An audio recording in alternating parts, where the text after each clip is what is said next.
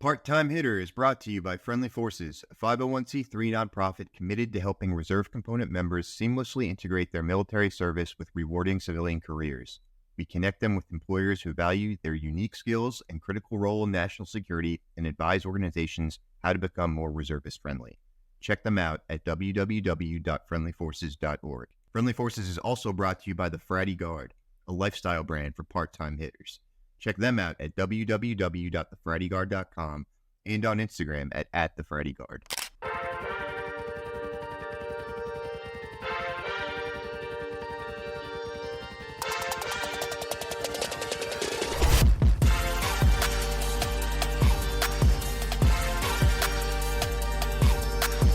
Welcome to Part-Time Hitter.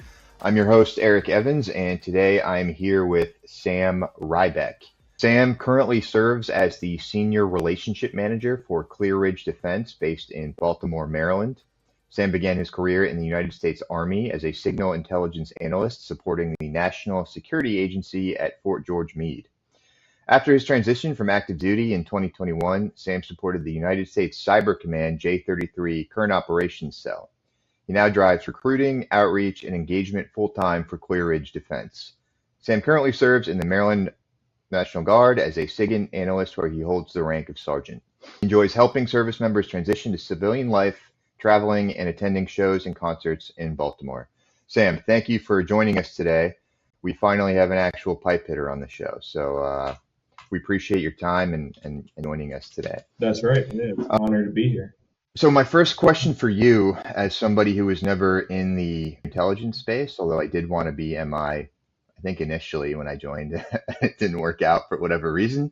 What does a Signal Intelligence Analyst in the Army do? Sure. Exactly. Yeah. So Signals Intelligence Analyst at a broad stroke is an individual who is responsible for the collection, exploitation, analysis, and dissemination of foreign signals intelligence. So that can range from everything from radio communications to chemical signatures in the atmosphere, non-communication electronic signatures, so pulses that a radar might give off, to even like seismic signatures, right? So signals is anything from your cell phone turning on and you making a call to a smoke signal, right? So it's a very broad discipline.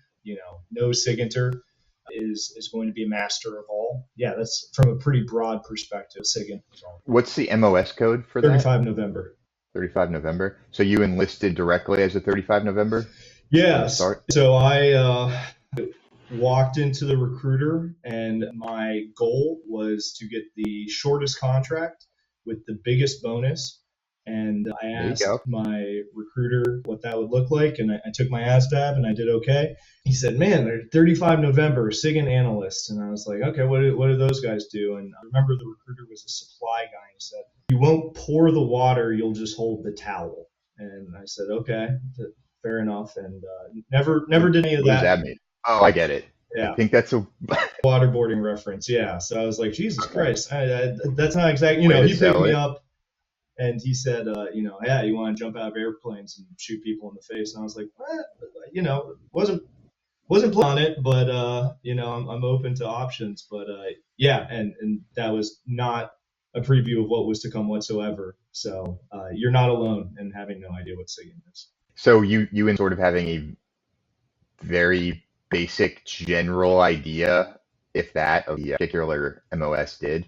I remembered, and so like a lot of soldiers from my generation, right? So I enlisted in 2018, sort of like, I call it kind of like the post-Reddit generation of Army. So we had a lot of experience and information out there to kind of be like, all right, what is a day-to-day life in this particular MOS? Obviously, for, pretty plain reasons, you can't talk too much about what you do as a SIGINT analyst on a day-to-day basis. So, doing a bunch of just research, I found something about guys collecting, RF interceptions, listening to enemy communications with this particular device. And that was all I knew. And that was pretty much all I knew until I got to AIT. So that, this might be kind of a short discussion on what the day-to-day of that particular role looks like for the reasons you stated. But why were you assigned or detailed out to Fort Meade versus being at, like an analyst at like the 82nd in a brigade or something like that? How does that work? Yeah, luck of the draw. So out of AIT, there was sort of three different ways. So there was a program for analysts who were excelling, within their just individual training, and they would immediately be attached to a SOF unit right out of AIT. There, and then so amongst my cohort, my graduating class from AIT from Goodfellow, where the Electronic Warfare School is, I would say about 98% of them either went to Fort Hood to a CAV unit, JBLM to an artillery unit, and then my three best friends each went to Alaska, Riley, and Drum, all to line units as well. Yikes. I went to Fort Meade. Yeah. So their day-to-day life looked very different than mine. A lot of field exercises, a lot of working out in the field with communication systems, things that we call Trojan systems to get different networks in the communication on the field, doing tactical collection, so walking around with a backpack, special radio in it. And then I got lucky. I went to Meade and got to work at the agency.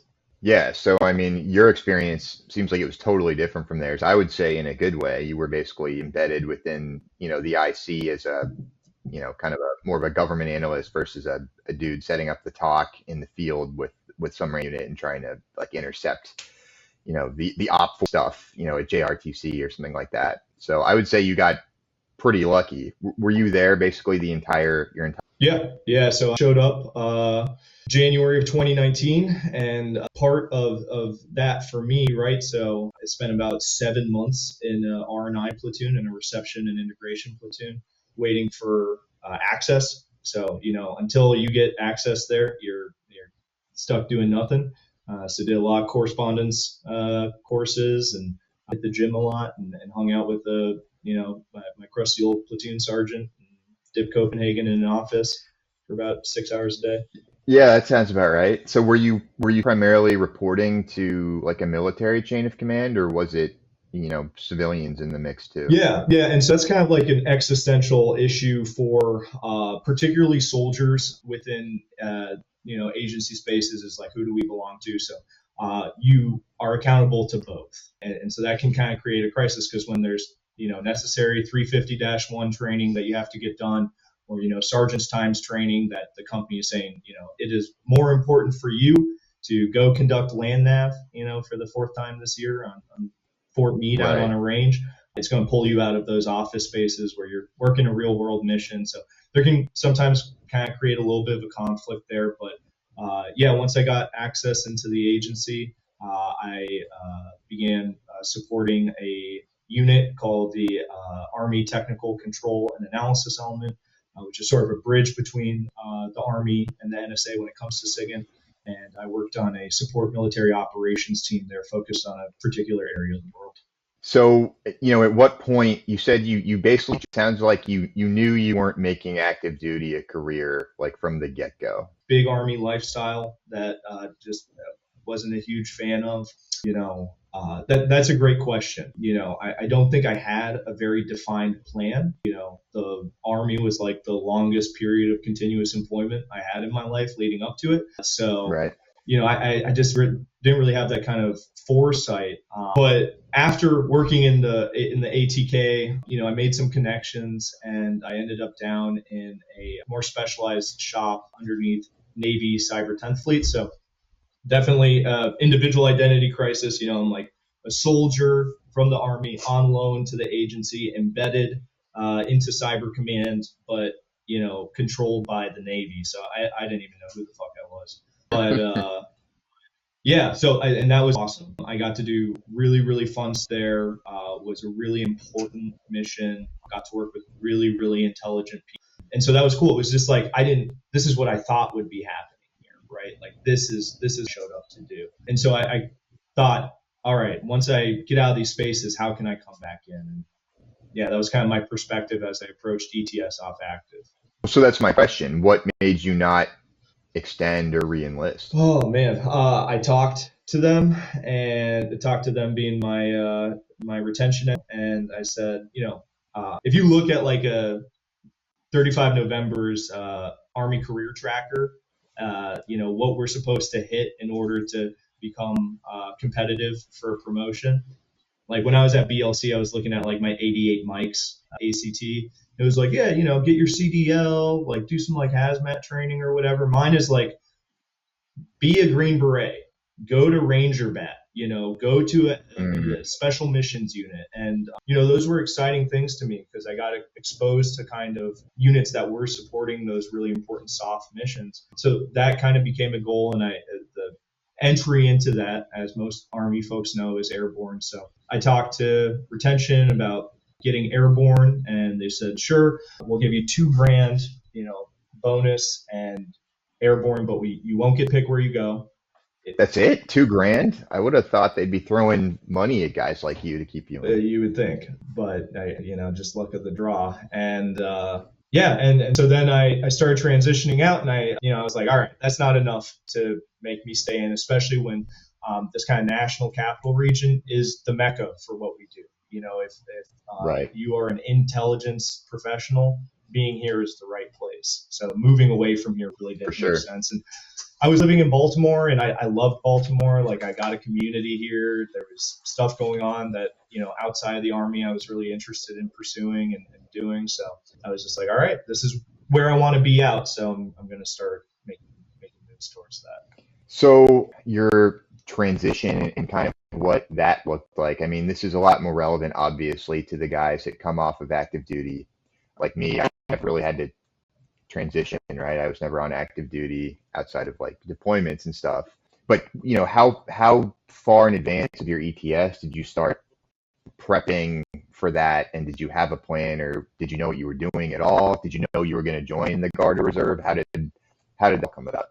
I thought I had a plan, but looking back, it was not a good one. So about 6 months to 8 months, so compounded with that. So this is 2021. We're still kind of in the thick of COVID, right? And TAPS, our transition assistance program, is completely virtual. Did not get good insight from that. I felt like I was being well prepared to be a greeter at Walmart, but as far as Right. looking at contracting for intelligence and this area with kind of government customers, there wasn't a whole lot of mentorship on that angle. And that was also an element that I ran into because working in customer spaces, and for those outside like the community, any government agency or office is referred to as a customer. So whether that's the Department of the Army, that's a customer, or a particular shop. So I got to working with contractors, and they seem to have pretty comfortable lives. And I was told, hey, man, you are a SIGINT, you've done the work for a few years, you have your clearance and a polygraph, and you're in this region, you're going to get out and make $150,000 a year. And as a 25-year-old, that was pretty exciting, and that was not what happened whatsoever. So I went through a lot of grueling technical interviews, some which were rude and unpleasant, with companies that I'm not going to name. Really? What, you want me to? Well, no, I mean, yes, but maybe not. Well, I don't know. Let's hold off. But I'm like, how are they rude, or how did they come off as like, why were they unpleasant? Yeah. So, for example, one of them, right, I was for a junior SIGINT analyst role, entry level, right, and by no means I still consider myself a junior SIGINT analyst. I have limited exposure. I'm pretty upfront with that. And there was a particular kind of discipline that he was asking me about, and I was like, yeah, I feel pretty comfortable with that area. I'm pretty good at it. And immediately sort of took it as a challenge. And he says, oh, you're good Right. at this technology. Like, what's the third layer of encryption security between these two types of sensor nodes? And I was like, nobody knows that. And if you do, like, that's a gimmick. Like that. Dude, it's funny you mention that. I've heard that a couple times recently, especially in like the tech world, where it's like, yeah, they start sniping you, like trying to trick you up if they think, I guess if they think you're not being honest, or they just want to prove they're smarter than you are. But it's like, I've luckily never had one of those interviews before, but I'm hearing about that more and more often. It was really condescending. Yeah, it was really condescending, and especially when you're like, I hadn't been in a job interview. Before the Army, I worked in food service. Like I'm a veteran of restaurants before the Army, and those are very different interviews. Being a bartender or being a server, like very different kind of vibe. So like being what I still consider like a kid, a young man, and like going back into that space, like it's already kind of nerve wracking. And then having some dude just For like sure. just interview. Yeah. And so, they would say, cool, we'll get back in touch with you. And months would go by. There's what I've come to now learn, a very predatory contract down taking place in Northern Virginia that swoops up a lot of SIGinters, just really brutal shift work, working a full motion video contract.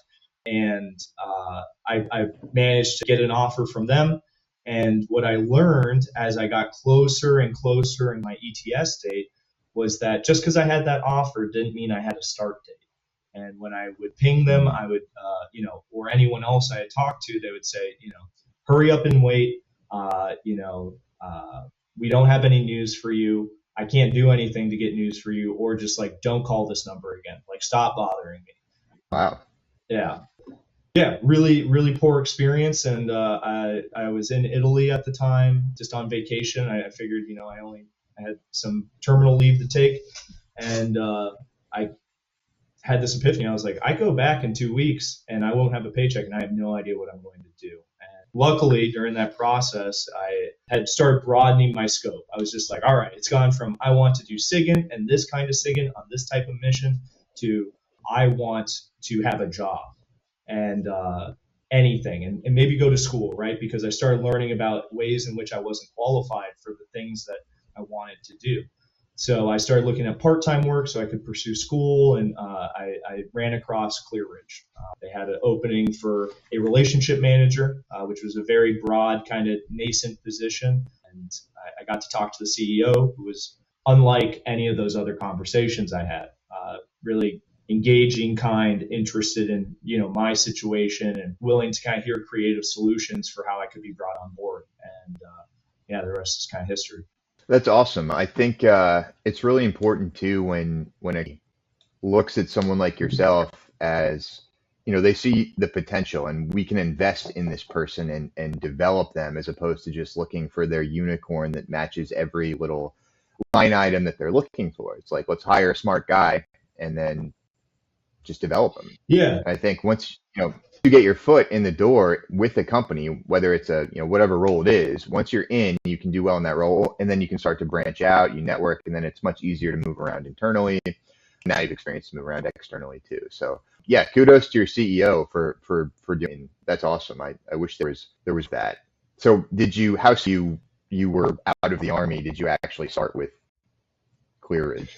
Yeah. So, it was, I think the day after my ETS date, I started with them. And, more to answer your question around like the transition into the Guard. So, I'm like, man, I'm going to be homeless, maybe, like this sucks. And if I'm going to be homeless, I at least want health insurance. And so while I was transitioning out, I had to go talk to a reserve component. And they said, well, we actually have an offer for, if you transfer directly over to the Guard, we'll give you $20,000 for 3 years, and you get to maintain that TRICARE.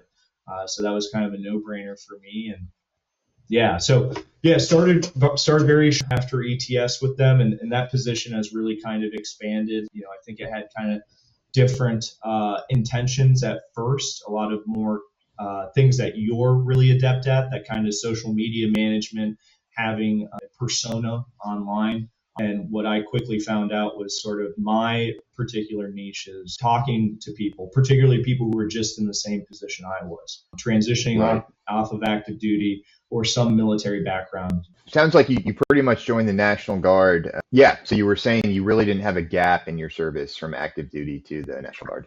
So I talked to a National Guard recruiter, right?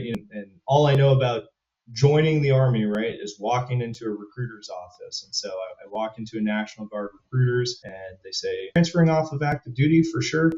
We can do all that. And I'm like, all right, I said, and I can even get you like $5,000, right? I can get you a $5,000 bonus. And when I went to talk to the reserve representative on Fort Meade, I was kind of indignant about it. I was like, it was a waste of time. I'm already set up. And she said, oh, have you thought about the reserves? And I said, well, actually, I'm planning to enlist. I'm just sending over my paperwork to this guard recruiter.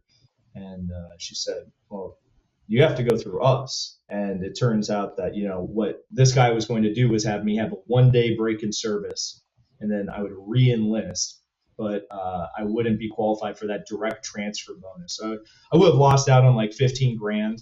I think. So they were just lying because you didn't have to go through them. Yes, 100%. So luckily I do not have any type of break in service between active duty and the guard.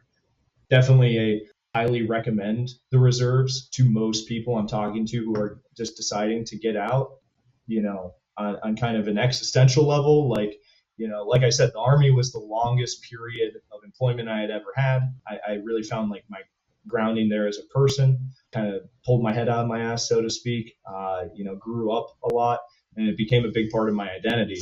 And, I was just talking last night about this, was, trying to figure out what's after is kind of a identity crisis in and of itself.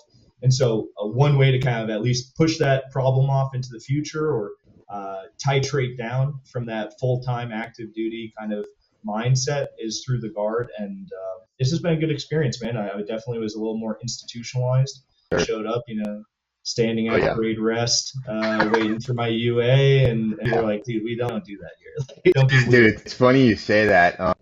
I was, the only times I've come off active duty is from like TRADOC or deployment or whatever. And when I got to my first unit, I was enlisted first too. It was an infantry unit, and I was straight out of infantry OSIT and doing all the same stuff, right? Like parade rest. I remember we were going to the field for the weekend, and I was like asking for a packing list and thought we were gonna do a layout, and the sergeant was just like, dude, just bring whatever you need, man, like, and stop like going to parade rest. And so I definitely understand, like, on some level, the culture shock. And then even in the guard, going from an infantry unit to later on to an engineer unit, like the further like a horizontal engineer unit, the further like breakdown in adherence to sort of certain military things, even in and out of combat arms within the guard, was also almost night and day as well.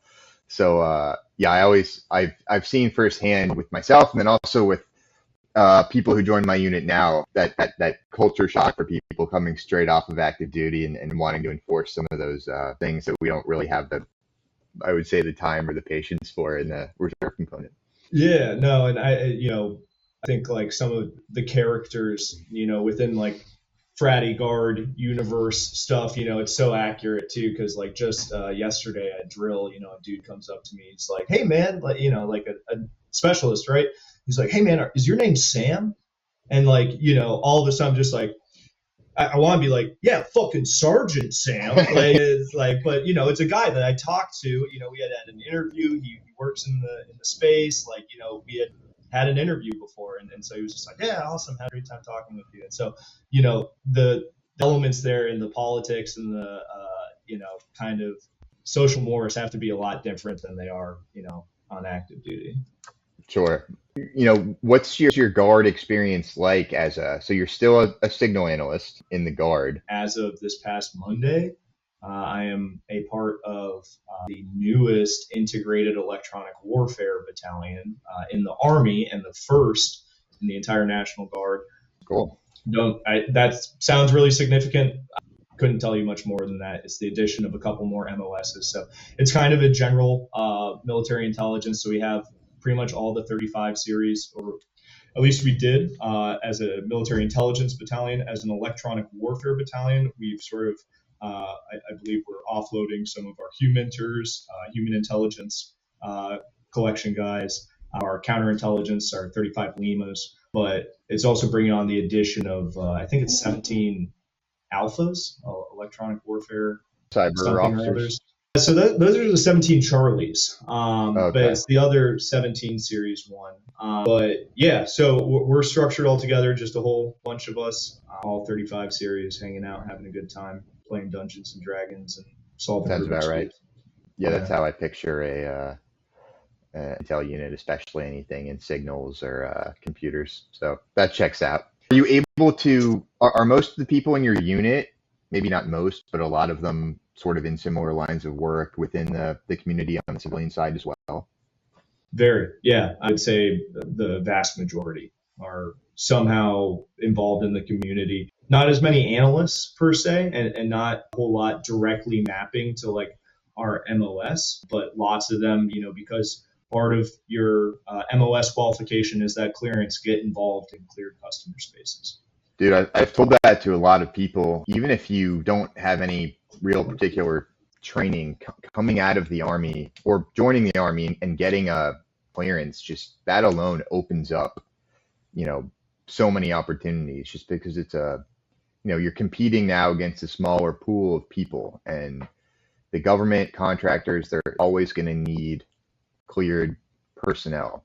And, especially now with, certain drugs being, legalized or at least decriminalized, not at the federal level, that keeps a lot of people from being able to, get clearances. And it's a good thing because there's a lot of really smart people who do a lot of drugs and could probably do my job much better than me, but they're unable to get the jobs, so they can't get a clearance, right? So for me, it's kind of a good thing. It limits the competition to some extent. Yeah. Yeah, and I mean, as far as the whole, that particular drug being legalized on a bigger level, I always tell people, and especially like kind of my whole entrance into the Army and like ending up in SIGINT, ending up with a clearance, all of this is on accident, right? Like I got lucky at every single juncture of my Army experience, and my life is drastically improved because of it. But I was a lost young man, and I thought, what do lost young men do? And I, went into a recruiter's office. A lot of lost young men already are imbibing in that kind of substance use. That isn't a disqualifier.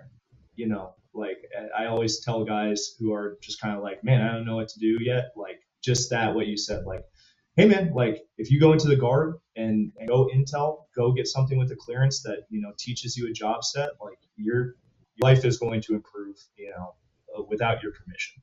It's pretty amazing, man. I was a lost young man myself at about 25. Yeah, because I'd been, sort of illegally removed from my position when I told them I joined the guard. Went away, I went to basic training and all that stuff, and I came back. But I had a plan in place. My plan was to join the Army, get a clearance, get into, defense, government, contracting, consulting, and then kind of move my way up, which was exactly what I was able to do. It was just getting that foot in the door and then creating those opportunities and networking. So on the first episode that aired the other day, yeah, my first squad leader in my infantry unit, he got me a job at PricewaterhouseCoopers, and like that's kind of part of the magic of the guard. If you can capitalize on the opportunities and have like some semblance of like a plan and some stepping stones, I'm here and I want to get to here. Like it can be a great resource and a great tool. And yeah, if you're getting free health insurance for the most part, and some beer money for drill weekends, like that doesn't hurt either. And then of course, this is why I still keep one foot in the military, or one reason is because I keep reading about like all these layoffs and particularly the tech industry, but all over the place. And I figure if the economy really shits the bed, I always have the ability to go back on active duty and take a job at the Pentagon as a green suiter or do something like that. So it's a job security thing too.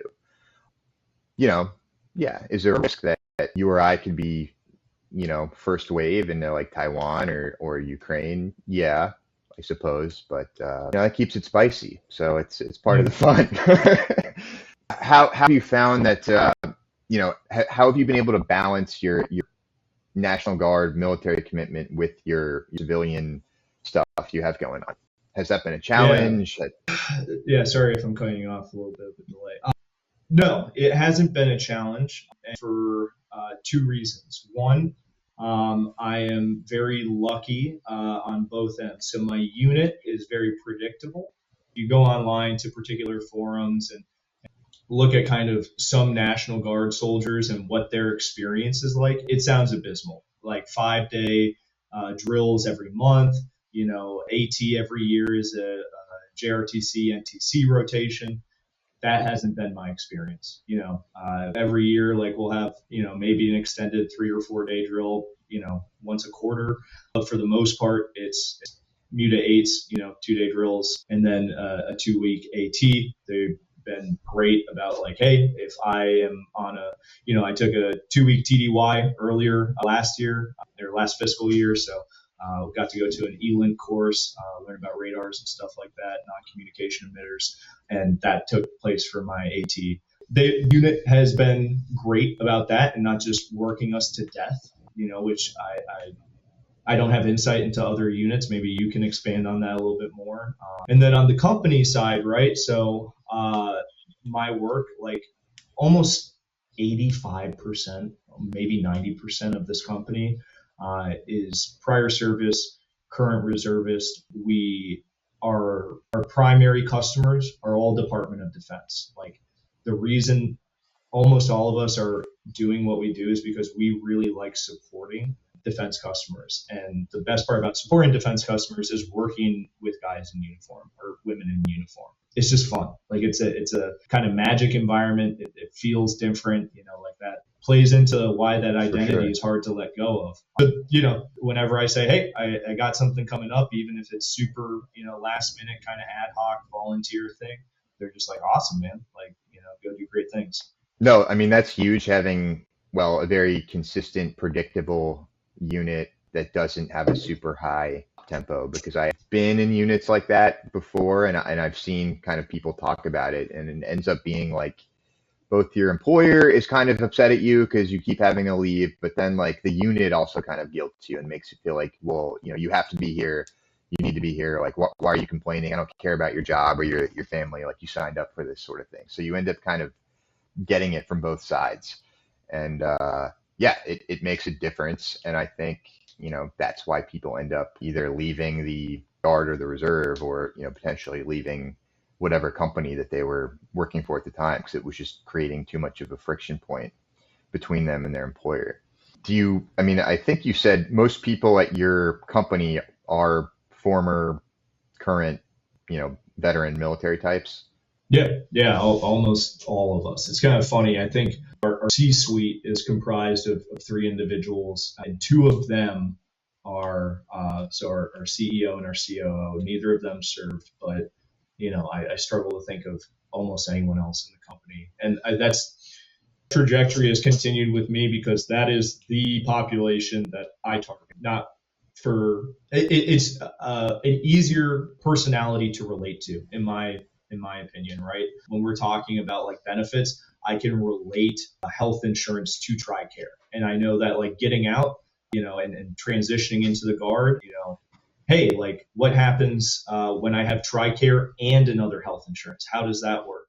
Hey, I'm not going into the Guard, but I'm getting off active duty. Like how does healthcare even work outside of the military? Because I don't have to worry about it. I get the advanced medical care of my corpsman, or my 68 whiskey or whatever, and get some Motrin and change my socks. So yeah, it's cool. And what you're saying about like, and I think that plays such a huge role, is like just that soft consequence of like telling your supervisor, telling your boss, like, hey man, just letting you know, like this month, this is when I'm hitting drill. I'm going to be gone for 4 days at a range. Their reaction to that, even if you have the benefits set up of like, yeah, I'll get differential pay for that amount of time. I have military leave for that amount of time. If they're still like assholes about it, it doesn't offset, that element. And so just always being supported has made it a lot more for me. Definitely if I was in the situation you were talking about where I was at risk of being let go, that would force some difficult decisions in my life. Yeah, and there's hard discrimination where it's like, all right, we're firing you, or we're clearly like discriminating against you because of this, which is one thing. But then there's like kind of that soft discrimination where it's just like little comments here and there of like, oh, well, you've already been off of work, a bunch of days this year. So like, you're not going to get as big a bonus or something like that. It's like, A, that's bullshit. I wasn't like off of work. I was probably doing, working 18-hour days, and also it's like, you can't say that. Even if you're thinking that, like, which you shouldn't be, you certainly should not say that to me because it's like illegal and like, yeah. So, I mean, I've dealt with that before because it's generally, at a company unlike yours where a lot of the, you know, managers and people working there don't necessarily have any experience with the military. They're just like, they have no idea. They just have no idea. Like when you're trying to explain, oh, I'm on annual training or I have to go to drill or like, they just have like no frame of reference for what you're talking about. They like, I mean, I've run into people who like don't know that we get paid and don't know that we are like actually in the, in the military and that we deploy. And it's just like, yeah, sometimes I can't even respond because I don't even know where to start when they're like, oh, I didn't know that you guys actually had to show up. Like I thought it was voluntary. I'm like, all right, whatever. Yeah, I mean, I have the option to, go to jail too, I suppose. Right. It sounds like you've been pretty lucky. It all sort of aligned very well with continuing your service in the National Guard and finding a great company that was, understood where you were coming from and your experience. Has Clear Ridge sort of done anything, uniquely special, you think, to support, the serving reservists within their workforce? Yeah, so that was definitely something that developed. So initially, when I came on, they were already postured for people coming off of active duty, which they kind of spoke to one through just like, hey, this is who makes up the company, and so there's a bunch of different elements of active duty transition that's stressful, whether that's the loss of that identity of putting on a uniform every day, the looking for jobs in a unfamiliar world of health insurance options, PTO packages, compensation ranges, like every, O3 with your time in service gets paid the same thing, no matter how good or how bad they are.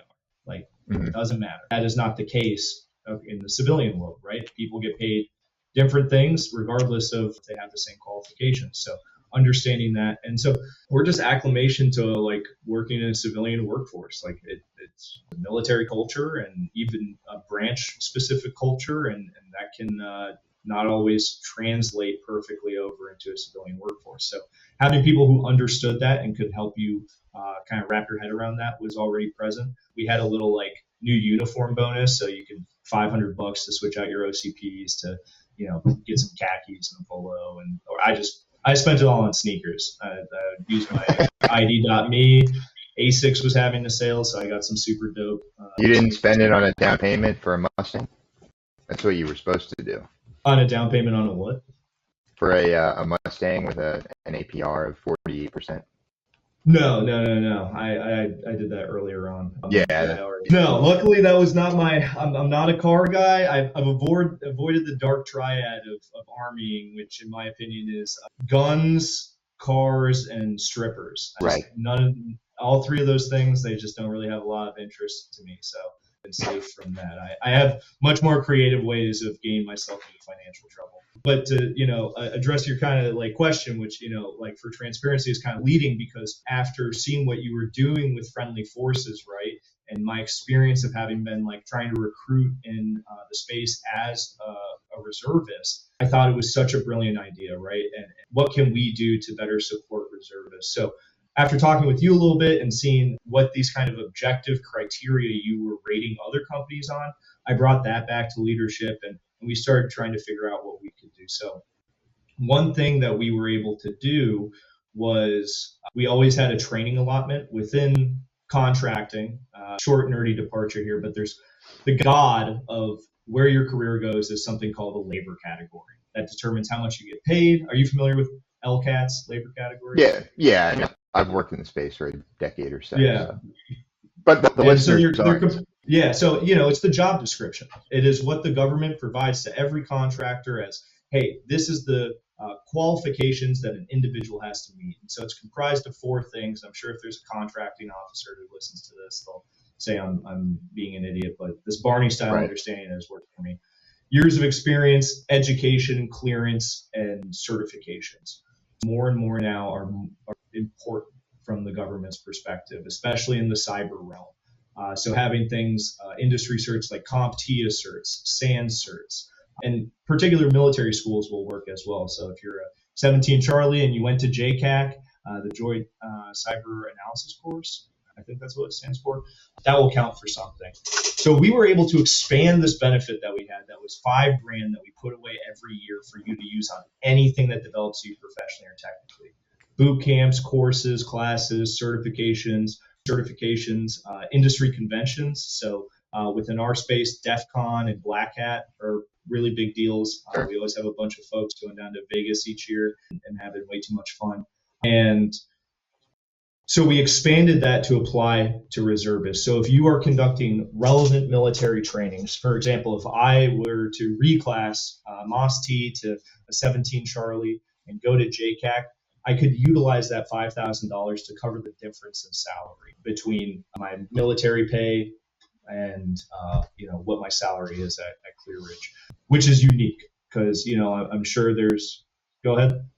Well, so I mean, I give Clear Ridge a lot of credit for implementing, both the uniform sort of bonus, but also this program you're talking about. Because, as you said, you and I had spoken a long time ago. You saw what I was doing with Friendly Forces. Primarily the best rated employers are going to be your Fortune, 500, Fortune 1000 companies that have billions in revenue and they have the money. I mean, even some that don't have the money or do have the money don't set up these programs, but have the money to set up these generous paid military programs. So it's obviously a difference between a Walmart or a Cisco Systems and a company like Ridge probably has what, 2 for 100. Yeah, so we are nearing 80 personnel. It's been a crazy year. Okay. So at the beginning of the year, we were at roughly 50 personnel. We had just won our first prime contract, which is a huge deal for any company. It's kind of just like this milestone. And then in June, we were awarded our second prime, which is kind of prolific, right? Like 2 primes within like 6 months of each other. And then we've grown, 50% since then. I anticipate that by the end of the year, we're going to be a 100+ person company. And like that 100% growth for 12 months, that's pretty cool.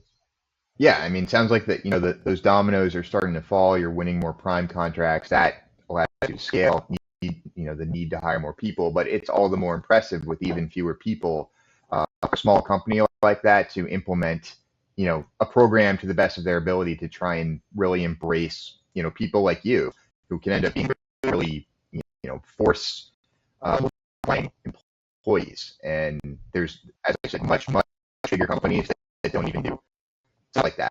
The Clear Ridge, I don't know if just no one ever told them, which is kind of why Friendly Forces exist. But yeah, so I give Clear Ridge and your CEO a lot of credit, and you because you kind of spearheaded that initiative, correct? Or at least brought it up. Yeah. I don't even remember how I came across the Friendly Forces thing. I think it was just through probably Friday Guard. Yeah, man. It's but yeah, I mean, give a ton of credit. I think that's awesome. So definitely give. Is anyone else doing that kind of stuff in the space? Like as far as small business stuff, what are creative solutions that you're seeing being implemented? Far, you and Clear Ridge are the first ones that I've seen doing, and part of that is because in a way, at least biased towards larger companies that have more to sort of change and adapt, fiscally to do investment programs. But I mean, I plan to use you and Clear Ridge as a use case for this is how small companies can also still be, welcoming and show and be engaging to the reservist community. It's awesome. So yeah, right now you guys are the only ones I'm familiar with that are doing something like that. So it's something I plan to share with other small companies, and I'm excited to see if anyone picks up the torch and starts doing the same thing. You talked about certs, which is big, especially in this world in contracting and cyber. Are there, say somebody is coming off of active duty, they maybe do or do not have a clearance? What's kind of that low-hanging fruit if they're trying to get into cyber, trying to get into defense contracting? Do you have any tips or immediate kind of easy steps to start dipping their toe in that water and sort of upskilling? Yeah, no, and the DoD has done all that hard work for me. So there's two different kind of matrices, rubrics, 8570. So if you put in DoD 8570 or DoD 8140, it'll show a whole list of certifications and what level of either information assurance or information management satisfy. So there's levels 1 through 3. At the very bottom of like information assurance, there'll be like Net Plus, CompTIA Cert, and at the very top there'll be like CISSP as a level 3 there. So most people think, especially like where computers and cyber is today. I know for me it can feel really overwhelming. Most people with a 3 to 4 week course could easily pass Net Plus. Not trying to make like intelligence assessments, but like people who may not even feel like they're the brightest. You are capable enough to do those things. CISSP, you may need a little bit more knack or just experience, time in the space to kind of do those things. That's a huge bonus there. Right now is a difficult time. So it is kind of a mix of those two things. The years of experience in education are nice, but getting your foot in the door, it's going to be the clearance and certifications for the most point.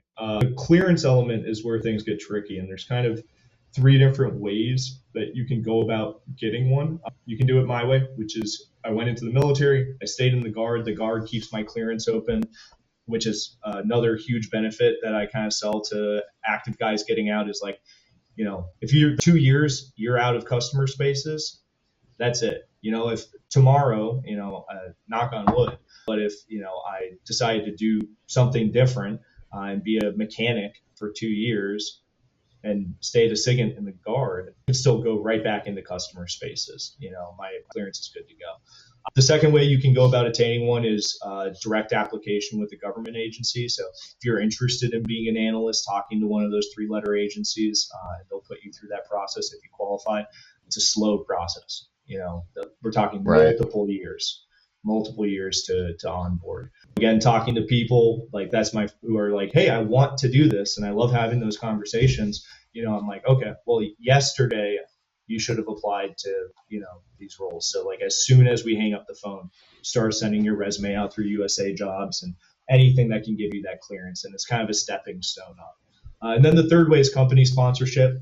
We have the ability to sponsor clearances, not polygraphs. I still don't quite understand how the polygraph sponsorship process works. You know what? That's a really good question. And I feel like a few years ago, a lot of companies were sponsoring polygraphs, and then it like all but stopped, and almost nobody seems to sponsor them now. I think like Amazon, Microsoft will, but it's like now you have to have it, or we're not even able to competition.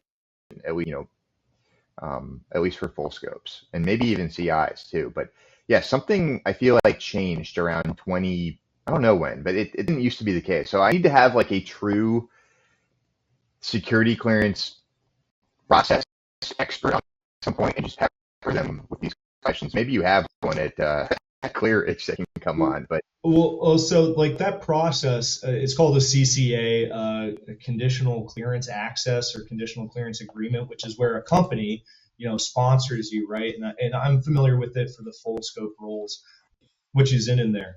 Right. Oh, sorry. What'd you say? Are you cranking a Zen right now? Yeah, I am. Unfortunately, that's nice. What I got here. A little 3 milligram spearmint. We'll get them as a sponsor. You're still sticking on the 3. Why don't you go to the 6, man? It's too much, man. It's not to help me wean off of it. That's just gonna make my addiction that much worse. You gotta lean into it, bro. You gotta lean into it. Yeah. At least I'm not vaping, so. Yes, that is pathetic.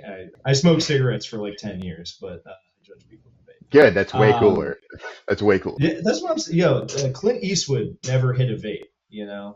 Dude, seeing like a grown man like hitting a vape, I'm just like, hey, you look like a douche. Like you look like a 16-year-old kid. And if you're gonna do it, just smoke a cigarette, man.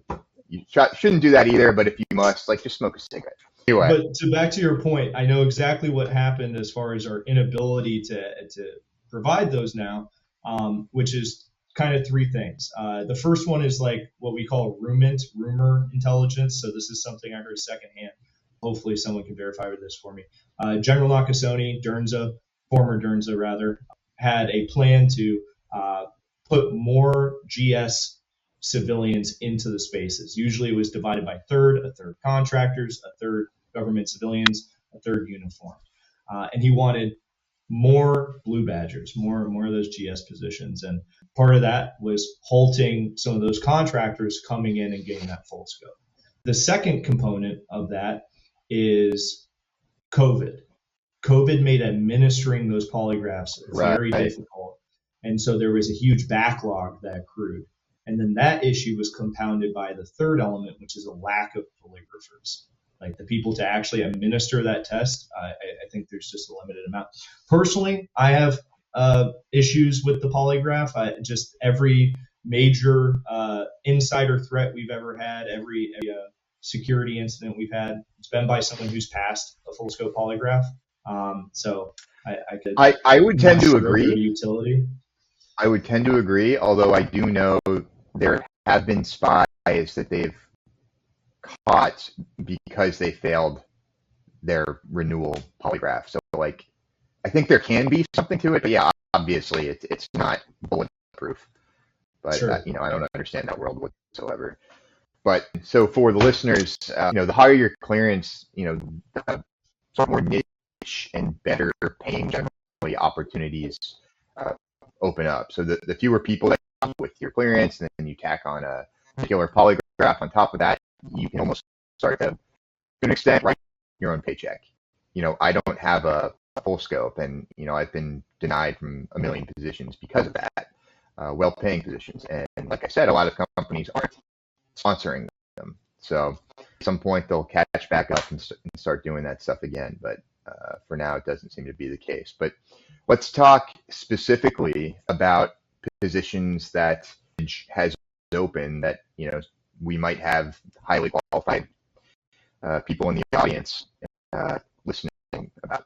So generally, what type of work is Clear Ridge doing? Because you have multiple contracts, multiple types of different positions. So what positions generally do you have, and anything are you hiring for like right now, where somebody can go to your website and apply? Yeah, totally. So generalized cyber operations, right? So if you are in the intelligence space and have exposure to that, if you are in even like the IT space and are interested in looking into more cyberspace operations, and by that I mean like penetration testing, forensic analysis, malware analysis, reverse engineering, things like that. Those are always areas that I'm really interested in talking to people in. But that's a great transitional point, is because almost entirely looking for those full scope candidates, looking for people who possess those full scopes. And it's an annoying catch-22, right? You can't get into the space without the full scope, and you can't get the full scope without getting into the space. So it is this kind of position that we're in as an industry, that it's not sustainable. It's going to change. It's going to have to. The government's going to have to realize we have to start letting, getting more of these people polygraphed. Like, I don't know why that hasn't happened yet. I don't know. I have lots of little conspiracy theories around it. Maybe they're trying to strong arm people into GS positions. That's going to be the only way. But the length of that process. So like a while back, I wrote an article for you about SkillBridge and like some of the issues that were going on with SkillBridge as a small business, and new stipulations that were coming out. And actually, recently, I got to talk to a National Guardsman who is the first Guardsman I've ever spoken to who is utilizing the CSP SkillBridge program. So, yeah, I did SkillBridge with the office that I was supporting. Was your company ever able to get SkillBridge like successfully set up for you guys? So I think you were having some challenges, right, because of the bureaucracy and requirements that were set up around it, if I recall correctly. After a very loving letter from my congressional representative, we were able to be moved forward very fast through the pipeline. That's awesome, man.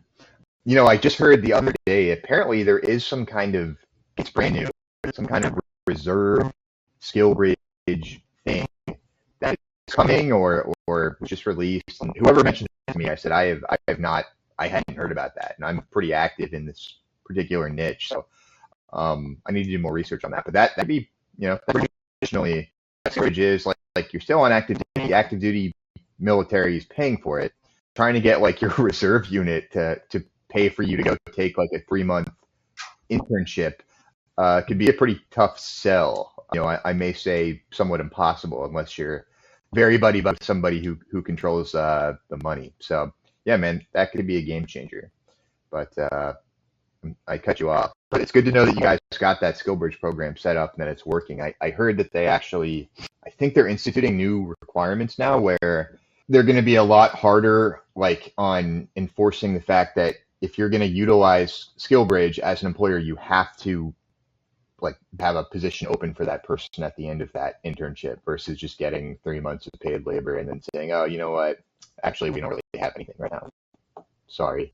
Yeah, no, so I just received the new memorandum of understanding for SkillBridge. So yeah, they have more definitively stated the requirements. So 75% of SkillBridge applicants in a calendar year have to receive a real qualified offer from you as a company to meet the requirement of SkillBridge resulting in a high likelihood of employment. But in addition to that, right, each branch is different. So with Army, we were kind of able to weave our way around. Marine Corps, we had some luck with. The Marine Corps in particular, now they just published a MAR admin, restricting Marines and the amount of length that they can take, which is. The Army do that too? It's based on rank, and maybe the Army did. I don't think it was quite as aggressive as the Marine Corps. I'm the only one I've seen make this point that I'm aware of, but SkillBridge is designed to essentially help you successfully leave the military, right? Now, if the military is hurting for people and hurting in recruiting and retention, then they are incentivized not to make SkillBridge a super successful program, I would think, right? So there's almost like kind of a bit of a conflict of interest there where it's like, actually, we're going to make it much harder to use this or make it much harder to get a, gainful employment, or, we're going to steal some of your time back that you should have had to do this because now we have to go to NTC for the 8th time and you have to be there, even though you're getting out in 2 months. So sure. Yeah, I think that's a really interesting point that I hadn't thought of before. Yeah, no, it's definitely in conflict with itself. And I mean, those new admin documents that are being published, those are as a result of SkillBridge, objectively helping the service member, but hurting the service. And, they're just like, hey, we're down too many people, and it was a great program for me. And just to kind of close the line of thought was, I was looking at government employment. I really wanted to go directly back to that shop, just in civilians, and support that mission because it was important to me. And it was a really poor decision because it would have taken me 2 years to get back into that space. And as an E4 getting out after, 4 years, I didn't have. It helped if you had a close relationship with, say, the government, GS-15 or whatever, are you able to streamline if they know you're getting out and you would be doing the same job, but now you're a civilian, more or less? Are there ways that it doesn't have to take 2 years to get back? That's a great question. Yes, and there was a senior SES, and I'm forgetting the acronym there, what that stands for. Senior, something service, in either intelligence. Super important person. And I'd like to think we had a good relationship. He was a really interesting guy, former Green Beret, worked in the Pentagon on lots of very interesting things leading up to being involved in this particular project. And yeah, it was just a very lengthy process. He was very excited. I started a relationship between the unit I was assigned to in the Army and that office, but there just wasn't really a clear path there.